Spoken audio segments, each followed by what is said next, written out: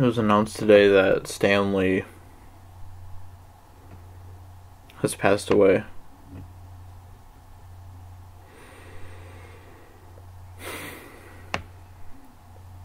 I can't believe that. Stan Lee has always kind of been one of my heroes, and maybe we'll just read the report. There's a report from Hollywood Reporter here.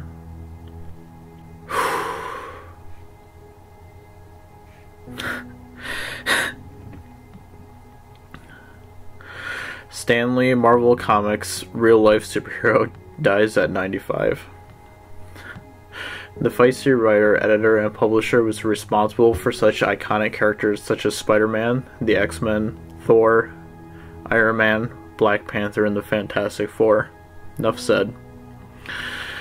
Stan Lee, the legendary writer, editor, and publisher at Marvel Comics, whose fantabulous but flawed creations made him a real-life superhero to comic book lovers everywhere, has died.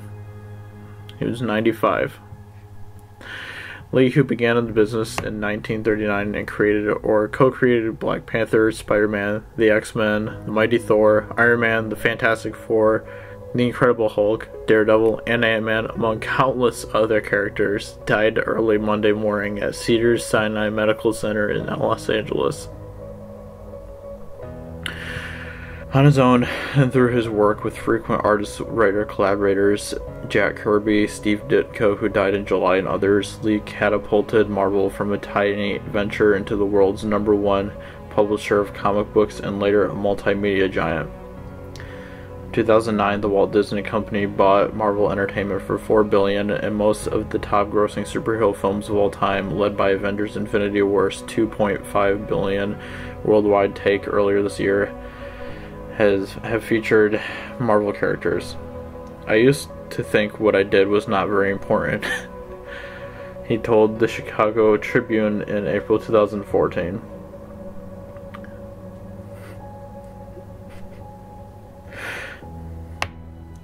Which is just not true.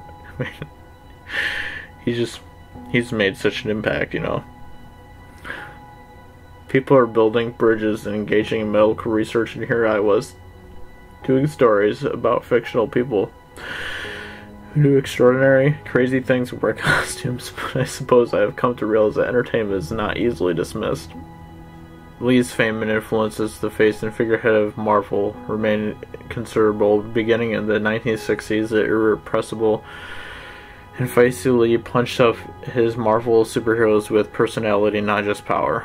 Until then, comic book headliners like those of DC Comics were square and well-adjusted, but his heroes had human foibles and hang-ups. Peter Parker, Spider-Man, for example, fretted about his dandruff and was confused about dating. The evildoers were a mess of psychological complexity. His stories taught me that even superheroes like Spider-Man and the Incredible Hulk have ego deficiencies and girl problems and do not live in their macho fantasies 24 hours a day. Gene Simmons of Kiss said in a 1979 interview, through the honesty of guys like Spider-Man, I learned about the shades of gray in human nature. Born Stanley Martin Lieber on December 28, 1922, he grew up poor in Washington Heights, where his father, a Romanian immigrant, was a dress cutter. A love for adventure books and Errol Flynn movies, he graduated from DeWitt Clinton High School, joined the WPA Federal Theater Project, where he appeared in few stage shows and wrote obituaries. In 1939, Lee got a job as a gopher for $8 a week at Marvel predecessor Timely Comics. 2 years later, for Kirby and Joe Simmons' Captain America #3, he wrote a 2-page story titled The Traitor's Revenge that was used as text filler to qualify the company for the inexpensive magazine mailing rate. He used the pen name Stan Lee. He was named interim editor at 19 by publisher Martin Goodman when the previous editor quit. In 1942, he enlisted in the Army and served in the Signal Corps, where he wrote manuals and training films with a group that included Frank Capra, Willem Saroyan, and Theodore Giesel. After the war, he returned to the publisher and was the editor for decades. Following DC Comics' lead with the Justice League, Lee and Kirby in November 1961 launched their own superhero series, the Fantastic Four, for the newly renamed Marvel Comics, and Hulk, Spider-Man, Doctor Strange, Daredevil, and the X-Men soon followed. The Avengers launched as its own title in September 1963.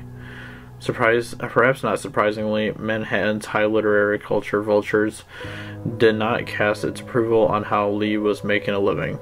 People would avoid me like I had the plague. Today, it's so different, he once told the Washington Post. Not everyone felt the same way, though. Lee recalled once being visited in his New York office by Federico Fellini, who wanted to talk about nothing but Spider-Man.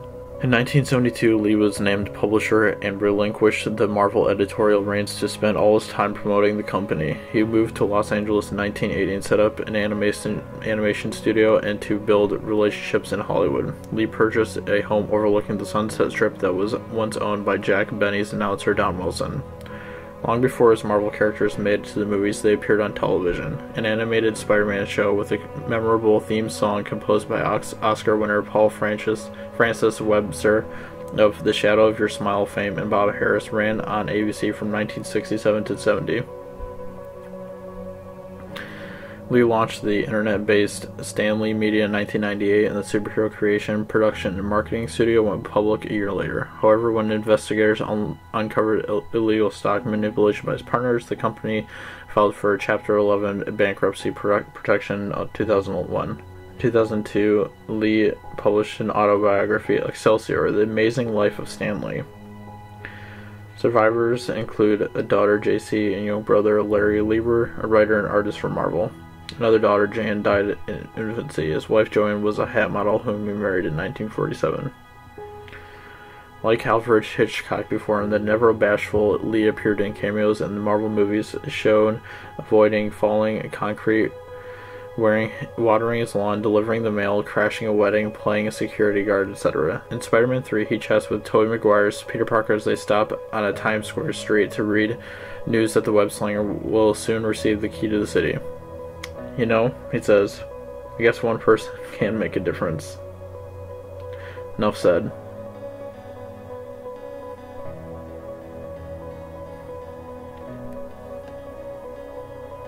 Stan Lee has been an impact on my life. Just seeing his personality, his character is always such an inspiration to someone like me who has always wanted to be in, created content and be a creator and all that stuff. And just his personality, his humility, his fire, his passion.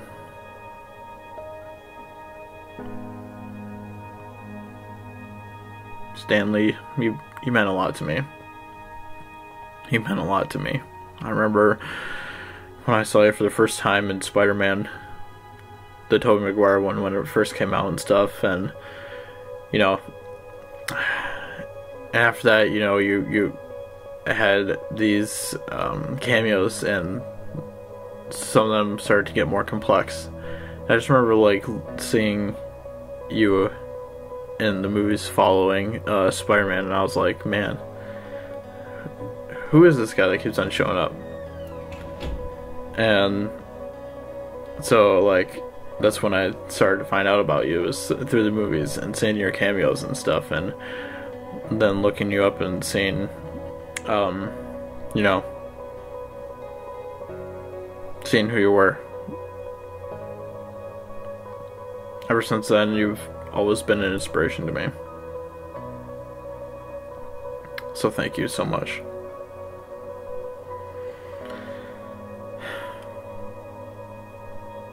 Thank you so much.